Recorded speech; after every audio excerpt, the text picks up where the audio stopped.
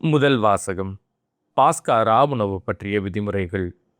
விடுதலை பயண நூலிலிருந்து வாசகம். அதிகாரம் 12, இறைவசனங்கள் 1 முதல் 8 முடிய மற்றும் 11 முதல் 14 முடிய. எகிப்து நாட்டில் ஆண்டவர் மோசேவுக்கும் ஆரோனுக்கும் பின்வருமாறு கூறினார். உங்களுக்கு மாதங்களில் தலையாயது இம்மாதமே. ஆண்டில் உங்களுக்கு முதல் மாதமும் இதுவே. இஸ்ரேல் மக்கள் கூட்டமைப்பு முழுவதற்கும் நீங்கள் அறிவியுங்கள். அவர்கள் இம்மாதம் 10ஆம் நாள் குடும்பத்துக்கு ஓர் ஆடு, வீட்டிற்கு ஓர் ஆடு என்று தேர்ந்தெடுத்து கொள்ளட்டும். ஓர் ஆட்டினை உண்ண ஒரு வீட்டில் போதிய ஆள்கள் இல்லையெனில் உண்போரின் எண்ணிக்கைக்கும் உண்ணும் அளவிற்கும் ஏற்ப அண்டை வீட்டாரை சேர்த்து கொள்ளட்டும். ஆடு குறைபாடற்றதாக, கிடாயாக, 1 வயது குட்டியாக இருக்க வேண்டும். தேர்ந்தெடுப்பது வெள்ளாடாகவோ செம்மறியாடாகவோ இருக்கலாம். இம்மாதம் 14ஆம் நாள் வரை அதை வைத்து பேருங்கள். அந்நாள் மாலை மங்கும் வேளையில் இஸ்ரேல் மக்கள் கூட்டமைப்பின் அனைத்து சபையும் அதை வெட்ட வேண்டும். இரத்தத்தில் சிறிதளவு எடுத்து உண்ணும் வீடுகளின் 2 கதவு நிலைகளிலும் மேல் சட்டத்திலும் பூச வேண்டும். இறைச்சியை அந்த இரவிலேயே உண்ண வேண்டும். நெருப்பில் அதனை வாட்டி புளிப்பற்ற அப்பத்தோடும் கசப்பு கீரையோடும் உண்ண வேண்டும். நீங்கள் அதனை உண்ணும் முறையாவது: இடையில் கச்சை கட்டி, கால்களில் காலணி அணிந்து, கையில் கோல் பிடித்து விரைவாக உண்ணுங்கள். இது ஆண்டவரின் பாஸ்கா. ஏனெனில் நான் இன்றிரவிலேயே எகிப்து நாடெங்கும் கடந்து சென்று எகிப்து நாட்டில் மனிதர் தொடங்கி விலங்கு வரை அனைத்து ஆண்பால் தலைப்பிறப்பையும் சாகடிப்பேன். எகிப்தின் தெய்வங்கள் அனைத்தின் மேலும் நான் தீர்ப்பிடுவேன். நானே ஆண்டவர். இரத்தம் நீங்கள் இருக்கும் வீடுகளில் உங்களுக்கு அடையாளமாக இருக்கும். நான் இரத்தத்தைக் கண்டு உங்களை கடந்து செல்வேன். எகிப்து நாட்டில் நான் அவர்களை சாகடிக்கும் போது கொள்ளும் கொள்ளை நோய் எதுவும் உங்கள் மேல் வராது. இந்நாள் உங்களுக்கு ஒரு நினைவு நாளாக விளங்கும். இதை ஆண்டவரின் விழாவாக நீங்கள் தலைமுறை தோறும் கொண்டாடுங்கள். இந்த விழா உங்களுக்கு நிலையான நியமமாக இருப்பதாக. இது ஆண்டவரின் அருள்வாக்கு. இறைவா, உமக்கு நன்றி. பதிலுரை பாடல். கடவுளை போற்றி கிண்ணத்தில் பருகுதல், கிறிஸ்துவின் இரத்தத்தில் பங்கு கொள்வதே. ஆண்டவர் எனக்கு செய்த எல்லா நன்மைகளுக்காகவும் நான் அவருக்கு என்ன கைமாறு செய்வேன்? மீட்பின் கிண்ணத்தை கையில் எடுத்து ஆண்டவரது பெயரை தொழுவேன். கடவுளை போற்றி கிண்ணத்தில் பருகுதல், கிறிஸ்துவின் இரத்தத்தில் பங்கு கொள்வதே. ஆண்டவர் தம் அன்பரின் சாவு அவரது பார்வையில் மிக மதிப்புக்குரியது. ஆண்டவரே, நான் உண்மையாகவே உம் ஊழியன். நான் உம் பணியால், உம் அடியாளின் மகன். என் கட்டுகளை நீர் அவிழ்த்து விட்டீர். கடவுளை போற்றி கிண்ணத்தில் பருகுதல், கிறிஸ்துவின் இரத்தத்தில் பங்கு கொள்வதே. நான் உமக்கு நன்றி பலி செலுத்துவேன். ஆண்டவராகிய உம் பெயரை தொழுவேன். இப்பொழுதே உம் மக்கள் அனைவரின் முன்னிலையில் ஆண்டவரே, உமக்கு என் பொருத்தனைகளை நிறைவேற்றுவேன். கடவுளை போற்றி கிண்ணத்தில் பருகுதல், கிறிஸ்துவின் இரத்தத்தில் பங்கு கொள்வதே. 2ஆம் வாசகம். அப்பத்தை உண்டு கிண்ணத்தில் பருகும் பொழுதெல்லாம் ஆண்டவருடைய சாவை அறிவிக்கிறீர்கள். திருத்தூதர் பவுல் கொரிந்தியருக்கு எழுதிய முதல் திருமுகத்திலிருந்து வாசகம். அதிகாரம் 11, இறைவசனங்கள் 23 முதல் 26 முடிய. சகோதரர் சகோதரிகளே, ஆண்டவரிடமிருந்து நான் எதை பெற்றுக்கொண்டேனோ அதையே உங்களிடம் ஒப்படைக்கிறேன். அதாவது, ஆண்டவராகிய இயேசு காட்டிக் கொடுக்கப்பட்ட அந்த இரவில் அப்பத்தை எடுத்து கடவுளுக்கு நன்றி செலுத்தி அதை பிட்டு, இது உங்களுக்கான என் உடல், இதை என் நினைவாகச் செய்யுங்கள் என்றார். அப்படியே உணவு அருந்திய பின் கிண்ணத்தையும் எடுத்து, இந்த கிண்ணம் என் இரத்தத்தால் நிலைப்படுத்தப்படும் புதிய உடன்படிக்கை. நீங்கள் இதிலிருந்து பருகும் போதெல்லாம் என் நினைவாக இவ்வாறு செய்யுங்கள் என்றார். ஆதலால் நீங்கள் இந்த அப்பத்தை உண்டு கிண்ணத்திலிருந்து பருகும் போதெல்லாம் ஆண்டவருடைய சாவை அவர் வரும் வரை அறிவிக்கிறீர்கள். இது ஆண்டவரின் அருள்வாக்கு. இறைவா, உமக்கு நன்றி. நற்செய்திக்கு முன் வசனம். ஒருவர் மற்றவரிடம் அன்பு செலுத்துங்கள் என்னும் புதிய கட்டளையை நான் உங்களுக்கு கொடுக்கிறேன். நான் உங்களிடம் அன்பு செலுத்தியது போல நீங்களும் ஒருவர் மற்றவரிடம் அன்பு செலுத்துங்கள் என்கிறார் ஆண்டவர். நற்செய்தி வாசகம். இயேசு தமக்குரியோர் மேல் இறுதி வரையும் அன்பு செலுத்தினார். யோவான் எழுதிய தூய நற்செய்தியிலிருந்து வாசகம். அதிகாரம் 13, இறைவசனங்கள் 1 முதல் 15 முடிய. பாஸ்கா விழா தொடங்கியிருந்தது. தாம் இவ்வுலகத்தை விட்டு தந்தையிடம் செல்வதற்கான நேரம் வந்துவிட்டது என்பதை இயேசு அறிந்திருந்தார். உலகில் வாழ்ந்த தமக்குரியோர் மேல் அன்பு கொண்டிருந்த அவர் அவர்கள் மேல் இறுதி வரையும் அன்பு செலுத்தினார். இயேசுவை காட்டிக் கொடுக்கும் எண்ணத்தை அழகை சீமோனின் மகனாகிய யூதாஸ் இஸ்காரியோத்தின் உள்ளத்தில் எழச் செய்திருந்தது. ராவுணவு வேளையில் தந்தை அனைத்தையும் தம் கையில் ஒப்படைத்துள்ளார் என்பதையும், தாம் கடவுளிடமிருந்து வந்தது போல் அவரிடமே திரும்பச் செல்ல வேண்டும் என்பதையும் அறிந்தவராய் இயேசு பந்தியிலிருந்து எழுந்து தம் மேலுடையை கழற்றி வைத்துவிட்டு ஒரு துண்டை எடுத்து இடுப்பில் கட்டிக்கொண்டார். பின்னர் ஒரு குவளையில் தண்ணீர் எடுத்து சீடர்களுடைய காலடிகளை கழுவி இடுப்பில் கட்டியிருந்த துண்டால் துடைக்கத் தொடங்கினார். சீமோன் பேதுருவிடம் இயேசு வந்தபோது அவர், ஆண்டவரே, நீரா என் காலடிகளை கழுவப் போகிறீர் என்று கேட்டார். இயேசு மறுமொழியாக, நான் செய்வது இன்னதென்று இப்போது உனக்கு புரியாது, பின்னரே புரிந்து கொள்வாய் என்றார். பேதுரு அவரிடம், நீர் என் காலடிகளை கழுவ விடவே மாட்டேன் என்றார். இயேசு அவர்களை பார்த்து, நான் உன் காலடிகளை கழுவாவிட்டால் என்னோடு உனக்கு பங்கில்லை என்றார். அப்போது சீமோன் பேதுரு, அப்படியானால் ஆண்டவரே, என் காலடிகளை மட்டுமல்ல, என் கைகளையும் தலையையும் கூட கழுவும் என்றார். இயேசு அவரிடம், குளித்து விட்டவர் தம் காலடிகளை மட்டும் கழுவினால் போதும், அவர் தூய்மையாகி விடுவார். நீங்களும் தூய்மையாய் இருக்கிறீர்கள், ஆனாலும் அனைவரும் தூய்மையாய் இல்லை என்றார். தம்மை காட்டிக் கொடுப்பவன் எவன் என்று அவருக்கு ஏற்கனவே தெரிந்திருந்தது. எனவேதான் உங்களுள் அனைவரும் தூய்மையாய் இல்லை என்றார்.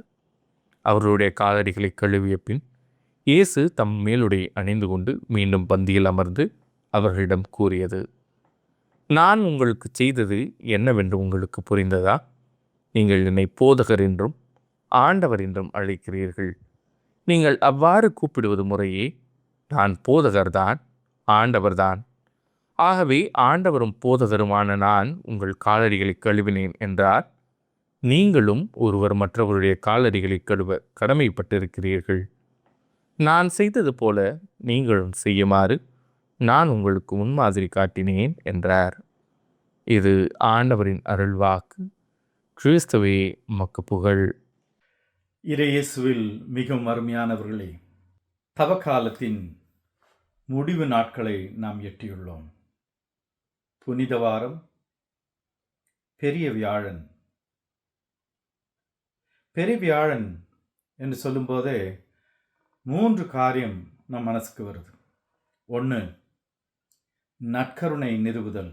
நமக்கு தம்மையே உணவாக இயேசு நமக்கு கொடுத்த பெரிய கொடையாக இந்த நற்கருணை பகிர்ந்து கொள்ளும் பொழுது நாம் கிறிஸ்துவிலேயே அங்கம் வகிக்கின்றோம் என்பதை புரிந்து கொள்ளும் அளவுக்கு இந்த நற்கருணை நமக்கு அமைந்துள்ளது. 2வது, குருத்துவத்தை நிறுவுதல். இந்த நாளின் பிரதானமான 2வது காரியம், கிறிஸ்து தம்மையே திருநிலைப்படுத்தி குருவாக, ஆசிரியனாக, அரசராக தம்மை வெளிப்படுத்தி இந்த பணியை குருக்கள் மூலம் இன்று திருச்சபையில் நிறைவேற்றி வருகின்றார். தனது பிரதிநிதிகளாக இறைவனின் அருளையும் ஆசிரையும் மக்களுக்கு அளித்து மக்களுடைய ஜெபங்களை பீடத்திலிருந்து தனது நிலையிலிருந்து இறைவனுக்கு அர்ப்பணிக்க இந்த குருத்துவத்தை ஏற்படுத்தினார். 3வதாக, இது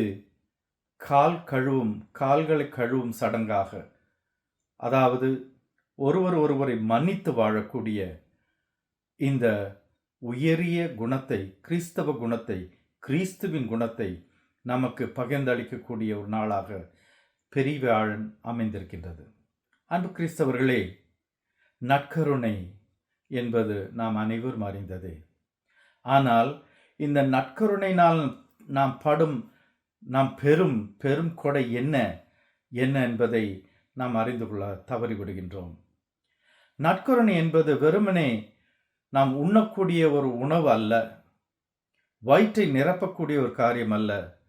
ஆனால் கிறிஸ்து தன்னையே நமக்கு அர்ப்பணித்த ஒரு தெய்வீக செயல். இப்பேற்பட்ட ஒரு நற்கருணை நம்மை சமாதானத்திலும் அன்பிலும் ஒற்றுமையிலும் இணைத்து வாழக்கூடிய கிறிஸ்தவத்தின் உயரிய மதிப்பினை நமக்கு அளிக்கக்கூடிய ஒரு அருட்சாதனம். அருட்சாதனம் என்று சொல்லும்போது நாம் காணக்கூடிய காரியங்களில் காண முடியாத இறை பிரசன்னத்தை நமக்கு அளிப்பதே அருட்சாதனம். ஒவ்வொரு முறை நாம் நற்கருணை உட்கொள்ளும் பொழுதும் பகிர்ந்து கொள்ளும் பொழுதும் நாம் இந்த தெய்வீக பிணைப்பில் இணைக்கப்பட்டிருக்கின்றோம் என்பதை நாம் மறக்க இயலாது. அன்பு கிறிஸ்தவர்களே, நாம் எத்தனை முறை நன்மை வாங்கியிருக்கின்றோம்? ஒரு முறையாவது இந்த தெய்வீக குணத்தை நாம் குடும்பத்திலோ உறவு முறைகளிலோ நட்பு சூழலிலோ இதை நாம் வெளிப்படுத்தினோமா?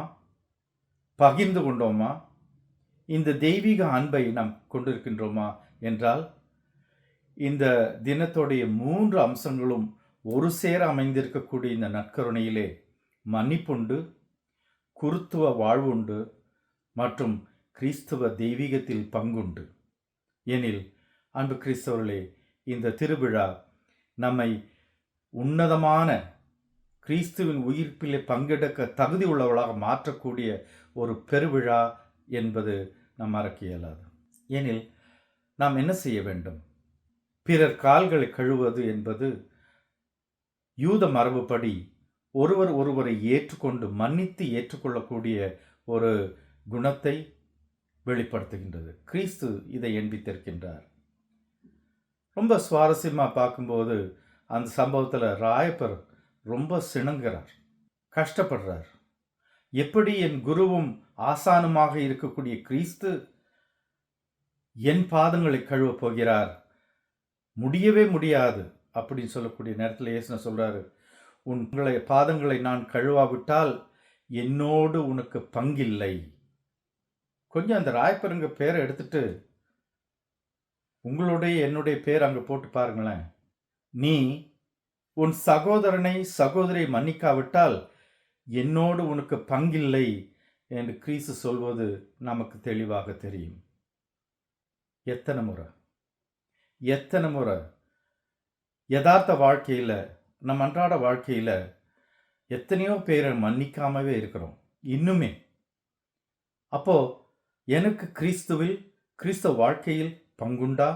மன்னிக்காம விட்டோம்னா கட்டாயம் எனக்கு கிறிஸ்தவ வாழ்க்கையில் பங்கு இல்லை, அதில் சந்தேகமே கிடையாது.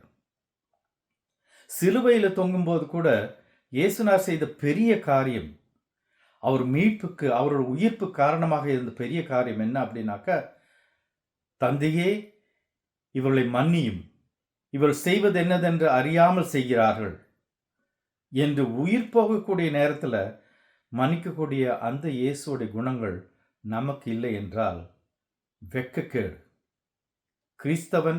கிறிஸ்தவள் என்று நம்மையே அழைத்து கொள்வதில் வெட்கக்கேடு என்று தான் நான் சொல்ல வேண்டும். கிறிஸ்தவள் என்று சொல்லும்போது அதை பிரித்து பார்க்கணும். அந்த வார்த்தையை பார்க்கும்போதே நமக்கு ஆச்சரியமா இருக்கு. கிறிஸ்து அவள், கிறிஸ்து அவன். உன்னையும் என்னையும் பார்த்து மற்றவர்கள் சொல்லக்கூடிய ஒரு பெயர் தான் இவன் கிறிஸ்து, இவள் கிறிஸ்து அப்படின்னு பார்த்தா இது சிந்திக்கவே நமக்கு கஷ்டமா இருக்கு. எவ்வளவு தகுதியற்ற நிலையில ஒவ்வொரு நாளும் நம்ம இந்த திருப்பலியில் பங்கெடுத்திருக்கிறோம், நாக்கை நீட்டி நன்மை வாங்கியிருக்கிறோம். சில பேர் சொல்ல, நான் நாக்கில் நீட்டுறதில் கையை தான் நீட்டுவோம். வெரி குட், கையிலையோ வாயிலையோ கிறிஸ்துவை உணவாக கொண்டு அந்த நாளிலேயே நற்கருணை உட்கொண்ட சில மணி துளிகளிலேயே கோபத்தோடு பேசுறது, எரிச்சல் பட்டு பேசுறது, பொறாமை அடைகிறது, மற்றவங்களுக்கு பழிக்கு பழி தீர்க்கிறது நம்ம செஞ்சது இல்லையா? இந்த திருநாள் நமக்கு ஒரு சிறந்த பாடம். இயேசுவை போல பணிந்து செல்ல பணிவு நமக்கு மிக மிக மிக தேவை. அந்த பணிவு பெறுவதற்கு நமக்கு பொறுமை தேவை. நிறைய தடவை பாசங்கீதத்தில் நிறைய பேர் வந்து சொல்கிறது என்ன, நான் கோபப்பட்டேன், நான் மற்றவங்க சபிச்சிட்டேன், நான் இது செய்தேன் அது செய்தேன். பொறாமைப்படும் போது அதனால் பொறாமையினால் வரக்கூடிய வெறுப்புணர்வுகளை நான் மற்றவர்களுக்கு காட்டியிருக்கிறேன். என் மேலே தப்பு செய்தவர்களுக்கு நான் மன்னிப்பே கொடுக்காமல் இருந்திருக்கிறேன். அன்பு கிறிஸ்தவர்களே, இந்த திருநாளும் இந்த திருநாளை ஒட்டிய சடங்கு முறைகளும் நம்மை உன்னதமான கிறிஸ்தவ வாழ்க்கைக்கு நமக்கு சிறந்த எடுத்துக்காட்டாக வழிகாட்டியாக அமைகின்றது. எனில் உயிர்ப்பு பெருவிழாவுக்கு சொற்பமான இந்த நாளிலே நாம் கிறிஸ்துவை மேற்கொண்டு ஆண்டவரே மீட்பரே என்று அழைப்பதற்கு முன்னால் அவரது செயல்களை நம் வாழ்வில் உண்மையாகவே செயல்படுத்த நாம் முயற்சி செய்ய வேண்டும். கிறிஸ்துவின் மதிப்பீடுகளை நமது மதிப்பீடுகளாக கொண்டு வாழ கற்றுக்கொள்ள வேண்டும். அன்புள்ளவர்களாக இருக்க நாம் பழக வேண்டும். அன்பும் நட்பும் எங்குள்ளதோ அங்கே இறைவன் இருக்கின்றார். ஆமென்.